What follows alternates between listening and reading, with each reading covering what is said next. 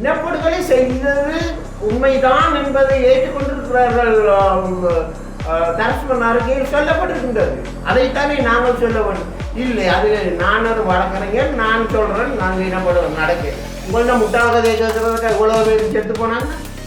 40,000 போராளிகள் செத்தது உங்களை போல முட்டாள்தனமான கதைகளை கேட்பதற்கா? தயவு செய்து நீங்கள் இந்த கட்சியோடு விலகிவிட வேண்டும். துணிவிருந்தால், உங்களுக்கு நெஞ்சில் துணிவிருந்தால் இந்த 326 பேரையும் மீண்டும் கூடி நீங்கள் தெரிவு செய்து வாருங்கள், நாங்கள் உங்களுக்கு பின்னால் வருவோம். ராஜபக்சர்களை இன்று இந்த அரசு, இந்த என்டிபி, இந்த ஜேபி அரசு கூட இதுவரை கைது செய்யவில்லையே. உங்களோட மக்களுக்கு மறதி என்றது ஒரு வருத்தம். மாவேசன் சொல்லியிருக்கின்றார், இவர் சுமந்திரன் சொன்ன கருத்துக்கள் தவறு, விடுதலை புலிகள் சம்பந்தமாக சொன்ன கருத்துக்கள் தவறு. இப்படியான ஒருவர் எப்படி எமது கட்சியை வழிநடத்த முடியும்? உடனடியாக வெளியேற வேண்டும்.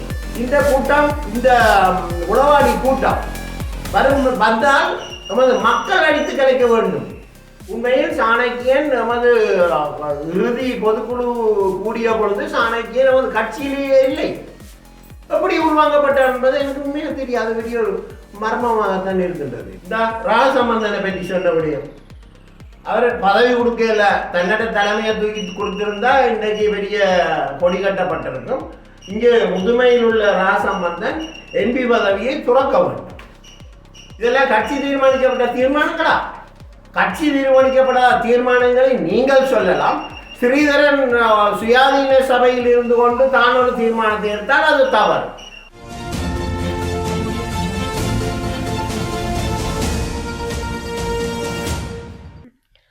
மற்றொரு செய்தியினூடாக இணைந்திருக்கிறோம். தமிழரசு கட்சியினுடைய முன்னாள் நாடாளுமன்ற உறுப்பினர் சி சிவமோகன் வவுனியாவில் இருக்கின்ற அவருடைய அலுவலகத்தில் ஊடக சந்திப்பு ஒன்றை நடத்தியிருக்கிறார். அந்த சந்திப்பில் அவர் முக்கியமான சில விடயங்களை குறிப்பிட்டிருக்கிறார்.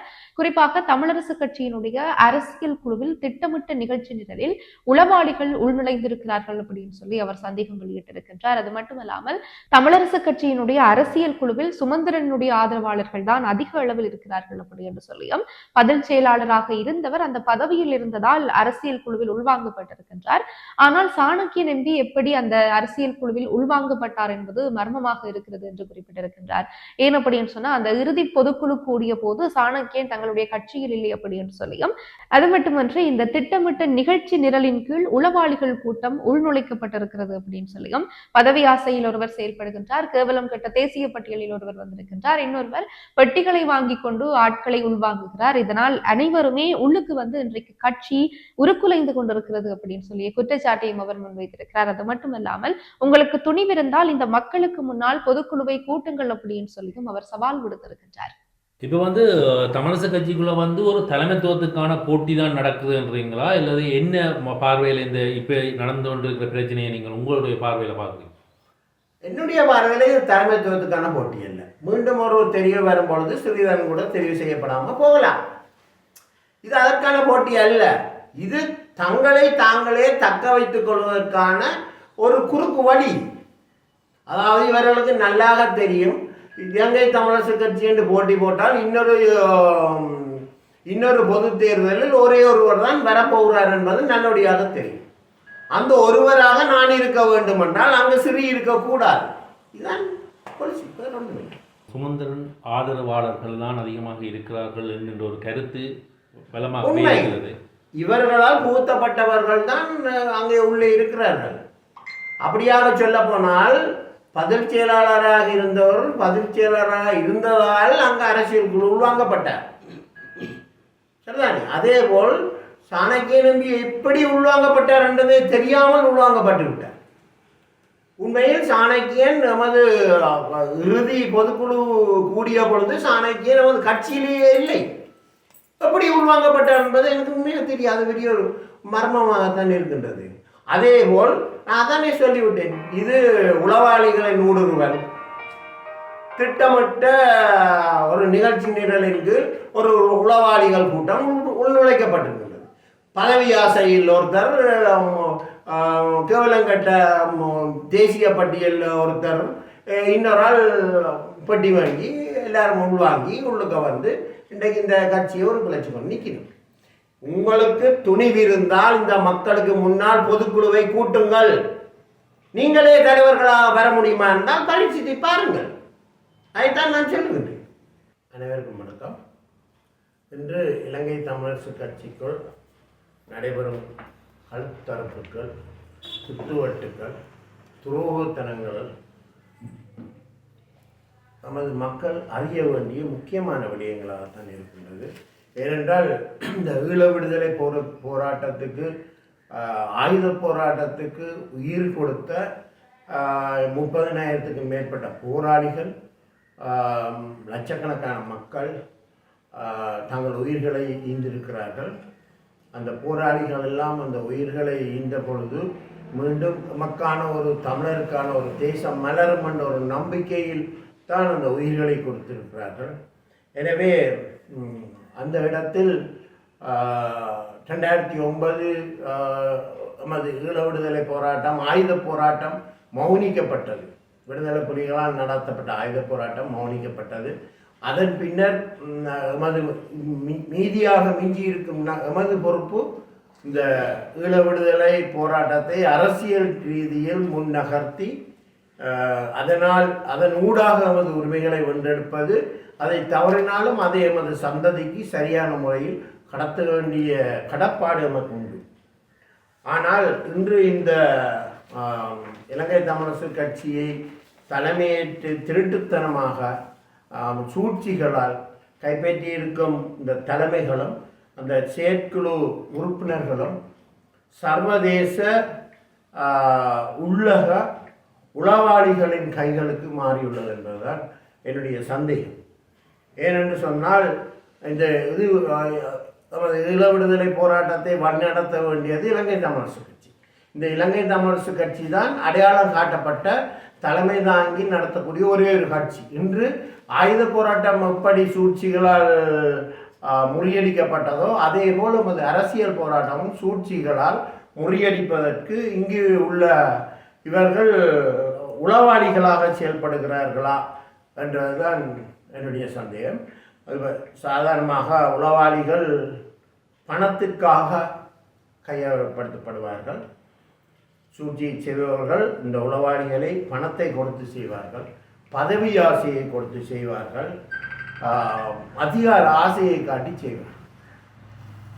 இங்கு நாங்கள் பார்த்தால் மேட்டிக்குடி வர்க்கத்தின் பாலை குடித்து வளர்ந்த ஒருவர், கொழும்பு அரசியல் மையத்தில் நிலை கொண்டிருந்த ஒருவர், நமது தேசியத்தை உடைப்பதற்காக இங்கு செயலாளராக, அதாவது அந்த செயல்பாட்டுக்கு செயலாளராக நியமிக்கப்பட்டிருக்கிறாரா என்ற சந்தேகம். யாழ்ப்பாணத்தை பொறுத்தவரை யாழ்ப்பாணத்தில் இருந்து மாவை சேனாதிபதியுடன் செயல்பட்டு துரோகத்தனத்தால் ஒரு கிளண்டிய வயதிலும் அந்த தலைமை பதவிக்கு ஆசைப்பட்டு இலங்கை தமிழரசு கட்சியை இன்று நட்டாற்றில் விட்ட ஒருவர் இருக்கிறார். வன்னியை எடுத்துக்கொண்டால் தேசிய பட்டியல் ஆசை காட்டி ஒருவர் இந்த இவர்களின் குழுவில் உள்வாங்கப்பட்டு நமது தமிழரசு கட்சி வீழ்த்தப்பட்டுள்ளது. உண்மையாக அவரை பொறுத்தவரை அந்த தமிழரசு கட்சியை கௌரவமாக இன்னொருவரிடம் அந்த செயலாளர் பதவியை ஒப்படைத்திருந்தால் இந்த நிலைமை வந்திருக்காது. பதவிகள், இந்த கட்சி சம்பந்தப்பட்ட பதவிகள், அதுவும் முக்கியமான இலங்கை தமிழரசு கட்சியின் பதவிகள் கௌரவமாக காப்பாற்றப்பட வேண்டியது. அது எதையுமே இவர்கள் காப்பாற்றவில்லை. மட்டக்களப்பில் அனைவரும் பார்த்து கொண்டிருக்க கண்ணிலே மண்ணை தூவி கொழும்பு அரசியல் மையத்தில் இருந்து கொண்ட ஒருவர் தான் கடைசியாக மட்டக்களப்பில் அடையாளம் காணப்பட்டு உள்ளே இறக்கப்பட்டார். இவர் ராஜபக்சர்களின் கைப்பொம்மை. ராஜபக்சர்களை இன்று இந்த அரசு, இந்த என்டிபி, இந்த ஜேபி அரசு கூட இன்று வரை கைது செய்யவில்லையே. ராஜபக்சர்களின் நிகழ்தான் இன்றைய இந்த விடுதலை போராட்டத்தை முற்று முழுதாக ஈழத்தமிழர்களின் விடுதலை போராட்டத்தை மழுங்கடிக்க செய்வதற்காக இறக்கப்பட்ட ஒரு குழு. அவர்களின் குழு தான் இன்று அவரை இறக்கி இருக்கிறது மட்டக்களப்பில். மிகவும் சூட்சகமாக இவர்களால் ஒருவரை ஒருவர் சாட்டி உள்ளே கொண்டு வரப்பட்டிருக்கிறார்கள். மாவை சேனாதி ராஜா என்பவரை ஏமாற்றி தலைமைக்கு அந்த மட்டக்களப்பு பொறுப்பை எடுத்துக்கொண்டவர் அவரே கேட்கிறார், மாவை சேனாதி ராஜாவை உங்களுக்கு தலைமையில் இருக்க தகுதி இல்லை ஐயா. அதுவும் வந்த ஒரு சில நாட்கள், ஒரு சில வருடம். எனவே இவை என்ன நிகழ்ச்சி நிழல் என்று அரசியல் ரீதியான ஸ்ரீதரன் விடயத்தை எடுத்துக்கொண்டால் அரசியல் ரீதியான முடிவுகளை எடுக்கப்பட வேண்டிய ஒரே ஒரு இடம் நமது ஜாப் அடிப்படையில் பொதுக்குழு.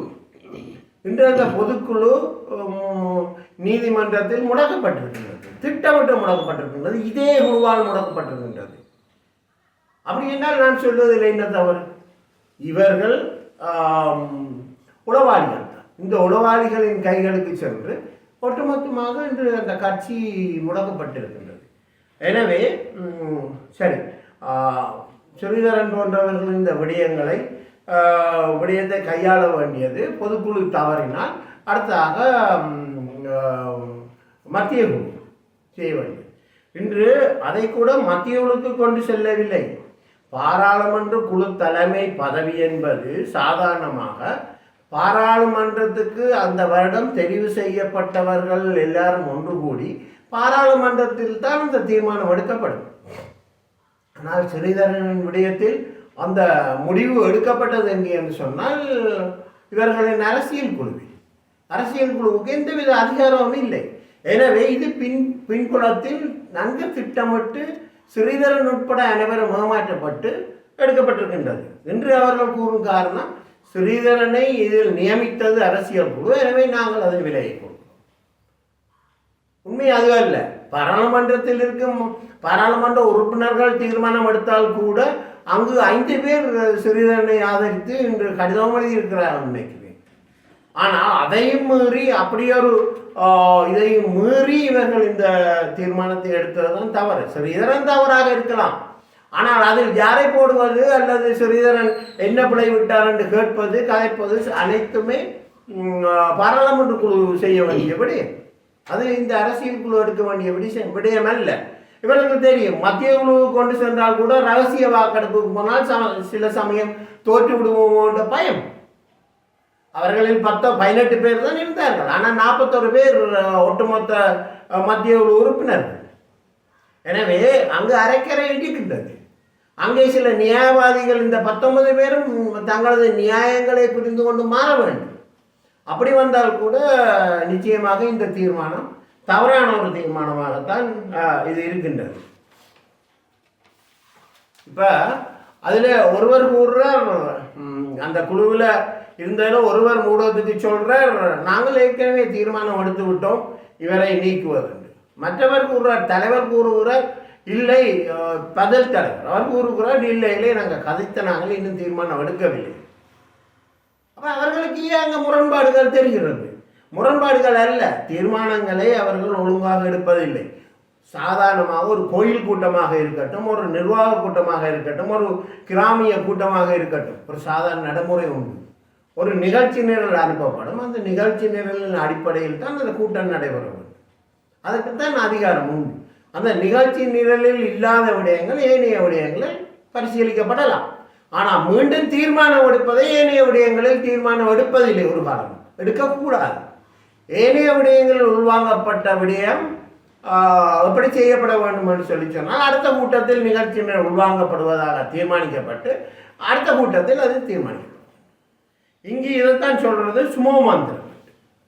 அதாவது இந்த சுமோ மந்திரம் தான் இன்றைக்கு இந்த தமிழரசு கட்சியை ஒட்டுமொத்தமாக உருக்குலைத்தது. அதாவது இந்த ஸ்ரீதரன் கூட கடிதம் ஒன்று எழுதியிருக்கின்றார். அந்த கூட்டத்துக்கு முதல் நாள் போய் தலைவரை சந்தித்து கேட்டிருக்கின்றார், நீங்கள் என்னென்ன விடயங்கள் எடுக்க போறீங்க, அதிலே குறிக்கப்பட்ட விடயங்கள் வேறு வேறு. அதனால் அவர் அந்த கூட்டத்தில் பங்கு பெற்றவில்லை. திடீரென்று சுமோ மந்திரம் என்ன செய்திருக்கின்றது என்றால் அந்த கூட்டத்தில் நாங்கள் இவரை நீக்குவதாக தீர்மானம். நிகழ்ச்சியினர் இல்லாத ஒரு விடயத்தை அந்த இடத்தில் தீர்மானிக்க முடியாது. அதை அவர் எழுதியிருக்கின்றார். ஒரு நியாயமான ஒரு குழுவை அமைத்து விசாரிக்கின்றனர். அதான் உண்மை. இதே சுமோ மந்திரத்தின் ஊடாகத்தான் மாவை சேனகராஜா நீக்கப்பட்டார். நிகழ்ச்சி நிரல் சேர்க்கப்படாத விடயம் உள்வாங்கப்பட்டு திடீரென அவரை நீக்குவதாக கடிதம் ஏற்கனவே எழுதிவிட்டோம், நீக்கிவிட்டதாக செயலாளர் எழுதிவிட்டாருன்னா செயலாளர் எழுதுவதற்கு முதலே அதுக்கு தீர்மானம் எடுக்கப்பட்டிருக்க வேண்டும், தலைவரையிடம் ஆலோசனை பெற்றிருக்க வேண்டும். அதை எதுவுமே செய்யவில்லை. அதே போல் தான் என்னை நீக்கிய பொழுது கூட நான் அந்த கூட்டத்தில் இருந்தேன். நிகழ்ச்சி நிரல்கள் அனைத்தும் முடிவடைந்த பின் நான் அதை தலைவரை நீக்கும் தீர்மானத்துக்கு எதிர்த்து நான் வெளியேறினேன். வெளியேறிய சந்தர்ப்பத்தில் திடீரென என்னுடைய விடயத்தை உள்ளே எடுத்து நீக்கிக் கொண்டார். அதே போலதான் இன்று சிறிதருக்கு நடக்கின்றது. அதாவது நிகழ்ச்சி நிரல் எதுவும் கேட்க மாட்டார்கள், சுமோ மந்திரம் ஊடாக நீக்கி விடுவார்கள். இதான் இங்கே தமிழரசு கட்சியில் நடந்து கொண்டிருக்கின்றது. இப்போ பொதுக்குழுவை கூட்டுங்கள் என்று சொன்னால் பொதுக்குழுவில் உண்மையாக நாங்கள் இருக்கிறது 323 பேர். ஆனால் இந்த மந்திரங்கள் சொல்கின்றது எப்படி என்று சொன்னால் இல்லை, பொதுக்குழுவில் 161 பேரை வைத்து தான் நாங்கள் பொதுக்குழுவை கூட்டுவோம் என்று ஸ்ரீதரன் 161 பேரை ஏற்றுக்கொண்டு கூட்டுவோம், 162 பேரை வெளியேற்றுவோம் என்று சொன்னால் இன்று நாளை கூட்டும் வழக்குகள் பின்வாங்கப்பட்டு உடனடியாக இந்த விடயங்கள் நடைபெறும். ஆனால் ஸ்ரீதரன் அதுக்கு ஒத்து வரவில்லை நினைக்கின்றேன். ஏன், முல்லைத்தீவில் நாங்கள் 25 பேர் பொதுக்குழுவில் இருக்கின்றோம். மாவட்ட கமிட்டியில் இருக்கும் 5 மட்டும்தான் இவர்களின் தீர்மானப்படி உள்வாங்கப்படலாம் பொதுக்குழுவில். இனிமேல் நடக்கும் அவை ஏற்றுக்கொண்டு அவர்களது எண்ணம் அப்படி 5 பேர் ஏற்றுக்கொண்டால் 20 பேர் வெளியிலே போகும். இப்படியாக சொல்லப்போனால் ஒட்டுமொத்தமாக அது வடக்கு கிழக்காக சேர்த்து 162 பேர் வெளியேற்றப்பட போகிறார்கள். இந்த 162 பேரும் தங்களை மீள்பரிசீலனை செய்ய வேண்டும். இவர்களது இந்த இந்த இப்படியான செயல்பாடுகளை உடனே நிறுத்துவதற்கு ஒன்று சேர வேண்டும். எங்குமே இந்த மத்திய குழுவோ இவர்கள் அரசியல் குழுவோ நடக்க விடக்கூடாது. இவர்களை மக்களால் சேர்ந்து அடித்து விரட்டப்பட வேண்டும். இந்த கூட்டம், இந்த உளவாளி கூட்டம் வந்தால் நமது மக்கள் அடித்து கலைக்க வேண்டும். நமது உறுப்பினர்கள் 162 பேரும் முன்வர வேண்டும் இவர்களை அடித்து கலைப்பதற்கு. அது மட்டுமல்ல, வெளிநாட்டிலும் இவர்களை ஏற்றுக்கொள்ளக்கூடாது. ஒட்டுமொத்தமாக நமது மக்களால் இவர்கள் ஏற்கனவே அடித்து கலைக்கப்பட்டு விட்டார்கள். தேர்தலில் தோற்றவர்கள் தேர்தலில் கேட்கக்கூடாது என்று ஒரு மந்திரம் கொண்டு வந்தார். பிறகு என்ன நடந்தது? நீ தோத்தாதான். பிறகு என்ன ஆசை முதலமைச்சருக்கு? மறுதோல்வி அடைந்த உங்களுக்கு ஏன் முதலமைச்சர் ஆசை? உங்களுடைய பிரதேச சபை தேர்தலில் உங்களோட இந்த பிரதேச தொகுதியை கூட வெல்ல முடியாத நீங்கள் எல்லாம் கட்சியை வைத்திருந்து என்ன செய்ய போகிறீர்கள்? நமது என்னை பொறுத்தவரை இந்த கட்சியை தலைமை தாங்குபவர்கள் ரைட், இந்த ஆயுத போராட்டத்தை ஏற்றுக்கொண்டவர்களாக இருக்க வேண்டும். ரைட், அந்த விடயத்தில் இந்த மாவை சேனாதிராஜ் முந்தி நான் சொன்னேன், திரும்ப சொல்கிறேன். என்னென்னு சொன்னால் மக்களுக்கு மறதி, எங்களோட மக்களுக்கு மறதி என்றது ஒரு வருத்தம். எனவே இதை மீண்டும் மீண்டும் தெரியப்படுத்தப்பட வேண்டியது. அதாவது விடுதலை புலிகளின் ஆயுத போராட்டம் தவறானது, நான் ஏற்றுக்கொள்ளவில்லை என்று சொல்லும் ஒருவர் இந்த ஆயுத போராட்டத்தின் ஊடாக நடத்தப்படும் இந்த 2வது கட்ட அரசியல் போராட்டத்தை எப்படி தலைமையில் இங்கே நடத்த முடியும்? இந்த மாவேசன் சொல்லியிருக்கின்றார், இவர் சுமந்திரன் சொன்ன கருத்துக்கள் தவறு, விடுதலை புலிகள் சம்பந்தமாக சொன்ன கருத்துக்கள் தவறு. இப்படியான ஒருவர் எப்படி எமது கட்சியை வழிநடத்த முடியும்? உடனடியாக வெளியேற வேண்டும். நியாயப்படி ஜனநாயக ரீதியில் இந்த கட்சி திரும்ப இயங்க விடப்பட வேண்டும், பொதுக்குழு கூட்டப்பட வேண்டும், இவர்கள் வெளியேற வேண்டும். புலிகளின் பலவந்த ஆட்சேபையும் அரசு விசாரிக்க வேண்டும். இப்படியானவர்கள் எப்படி எமது விடுதலை போராட்டத்தையும் இவ்வளவு இழப்புகளையும் உணர்ந்தவர்களாக இருப்பார்கள். உணர்ந்த ஒரு மனிதன் இப்படியாக பேச மாட்டார். புலிகளின் இனச்சுத்திகரிப்படி வெற்றி தலைவர்கள் இனச்சுத்திகரிப்பு நீங்கள் கண்டீர்களா? இங்கே இருந்தீர்களா? உங்களுக்கு ஏன் இந்த தேவையில்லாத கதை? சரி, அப்படியாக கதைப்பீங்கன்னா நீங்கள் போங்க, கொழும்பிலே சென்று உங்களது அரசியலை, கொழும்பு மைய அரசியலை நடத்தி கொள்ளும். அது எங்களுக்கு பிரச்சனையே இல்லை. இந்த ராசமந்தனை பற்றி சொன்ன விடயம், அவர் பதவி கொடுக்கல, தன்னோட தலைமையை தூக்கி கொடுத்திருந்தா இன்றைக்கு பெரிய கொடி கட்டப்பட்டிருக்கும். இங்கே முதுமையில் உள்ள ராசமந்தன் MP பதவியை துறக்க வேண்டும். இதெல்லாம் கட்சி தீர்மானிக்கப்பட்ட தீர்மானங்களா? கட்சி தீர்மானிக்கப்படாத தீர்மானங்களை நீங்கள் சொல்லலாம். ஸ்ரீதரன் சுயாதீன சபையில் இருந்து கொண்டு தான் ஒரு தீர்மானத்தை எடுத்தால் அது தவறு. அதற்கு முகநூல்கள் ஊடாக நீங்கள் கதற கத்துவீங்கள். திரும்ப முகநூலுக்கு வந்து சொல்லுவீங்கள், முகம் காட்டாத நூல்கள் எல்லாம் இங்கே வந்து கதை சொல்லுது, இதெல்லாம் அரசியலுக்கு. நீங்கள் நடத்துறதே முகம் காட்டாத நூல்கள் தான். ஒரு தொகை முகம் காட்டாத நூல்களை வைத்துக்கொண்டு ஃபேக் ஐடியில் வச்சுக்கொண்டு தான் உங்களோட அரசியலை நடத்தி கொண்டு இருக்கிறீங்க. நீங்கள் ஒன்றும் இங்கே வெளிப்படையாக ஒருத்தரம் வந்து கதைக்க வரையில. அப்படி என்ன நீங்கள் நேரம் வாங்கோ, எங்களோட சேர்ந்து ஒரு பகிரங்க விவாதத்துக்கு வாங்க, எங்களோட சேர்ந்து நாங்கள் எல்லாத்தையுமே கொண்டு வரோம். அன்றைக்கு நீங்கள் சொல்லுங்க பார்ப்போம், மக்களுக்கு நீங்கள் என்ன செய்தீர்கள் சொல்லுங்க பார்ப்போம். ஒரு வழக்கு போட்டவனே நீங்களே வீட்டுக்கு கூட்டிக்கணும் நீங்கள் சொல்லுங்க பார்ப்போம். அதே மாதிரி ஏதாவது வருதானே. அதுக்கப்புறம் ஒருத்தனை உங்களை கட்சியில் வச்சிருக்கலாரு. இன்றைக்கு ஸ்ரீதரன் அங்கேயோ சுயாதீன குழுவில் இருந்து கொண்டு அவர் அடுத்த தீர்மானம் அவர் சொல்லியிருக்கிறார், சுயாதீனமான ஒரு சபையை அமையுங்கள், இந்த கூட்டம் முள்ள மாதிரி கூட்டம் தேவையில்லை, நான் அதிலே விசாரணையை பங்கு பெற்ற நான் தயாராக இருக்கின்றேன் என்று தான் சொல்லியிருக்கின்றார். அது சரியா இல்லையா, அதை விசாரிக்கப்பட வேண்டும். அது விசாரிக்கப்பட வேண்டும் என்று சொல்லவில்லை. இந்த அமைச்சு பதவிகள் பெறுவதற்கான சந்தர்ப்பம் வந்தால் பரிசீலிப்போம். பெரிய ஒரு கனவு, அந்த கனவும் இன்றைய கலைஞ்சு போச்சு. அமைச்சு பதவியும் இல்லை. இன்றைக்கு திரும்ப சிறிய வழியில் போட்டால் தான் நானாவது ஒரு ஆள் போய் அங்கே நின்று ஒட்டுமொத்த தமிழனையும் காட்டி கொடுக்கறதுக்கும் வெட்டி கொடுப்பதற்கும் பெற்றுக்கொண்ட பணத்தை விசுவாசமாக நடப்பதற்காகத்தான் இவர்களது செயல்பாடுகள் சென்று கொண்டிருக்கின்றன. சமஷ்டி தீர்வு நமக்கு வேண்டாம். சமஷ்டி கட்சி என்று திரும்ப திரும்ப கன்னடத்தை படியை பார்த்துருக்கோம். ஆனால் காலையில் போய் நேரடி குரல் பதிவு நான் கேட்டேன். நேரடியாக சொல்கிறேன், அது விடுங்க, எங்களுக்கு சமஷ்டி வேண்டாம். சமஷ்டி வேண்டாம்னு சொல்கிறேன். நீங்களா உயிரிழந்தீர்கள், நீங்களா எமது மண்ணில் நின்றீர்கள், நீங்களா போராடினீர்கள், உங்கள் உறவுகளா போராடினது இல்லையே. நீங்கள் சிங்களத்துடன் கலந்தவர்களே. நீங்கள் சிங்களத்துடன் கலந்து விட்டு இல்லற வாழ்க்கைகளில் கலந்து விட்டு அவர்களுடன் கூடிக்குள்ளாவி எப்படி தமிழர்களுக்காக தமிழர்களின் உரிமைகளுக்காக எமது இனப்படுகொலை செய்யப்பட்ட தமிழர்கள் இனப்படுகொலை செய்தது உண்மைதான் என்பதை ஏற்றுக்கொண்டிருக்கிறார்கள். தரஸ்மன் அறிக்கையில் சொல்லப்பட்டிருக்கின்றது. அதைத்தானே நாங்கள் சொல்ல வேண்டும். இல்லை, அது நான் ஒரு வழக்கறிஞர், நான் சொல்கிறேன், நாங்கள் இனப்படுகொலை நடக்கேன். உங்கள்ட்ட முட்டாள் கதையை கேட்கறதுக்கு இவ்வளோ பேரும் செத்து போனாங்க. 40,000 போராளிகளும் சேர்த்தது உங்களை போல முட்டாள்தனமான கதைகளை கேட்பதற்கா? தயவு செய்து நீங்கள் இந்த கட்சியோடு விலகிவிட வேண்டும். துணிவிருந்தால், உங்களுக்கு நெஞ்சில் துணிவிருந்தால் இந்த 326 பேரையும் மீண்டும் கூடி நீங்கள் தெரிவு செய்து வாருங்கள், நாங்கள் உங்களுக்கு பின்னால் வருகிறோம்.